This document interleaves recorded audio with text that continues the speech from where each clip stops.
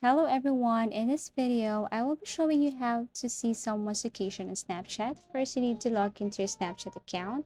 Now, at the top right corner, you can see the search bar here.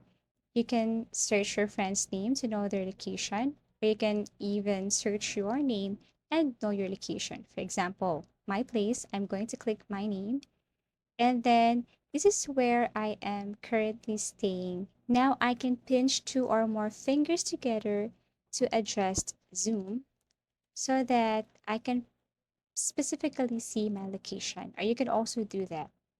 Okay, so let's just say this is where I am staying, and to know my specific location, all I have to do is to slowly move my thumb and finger apart to zoom in my location. Same thing if you want to know your friend's location, all you have to do is to tap the person icon and then zoom in. As easy as that. Thank you for watching.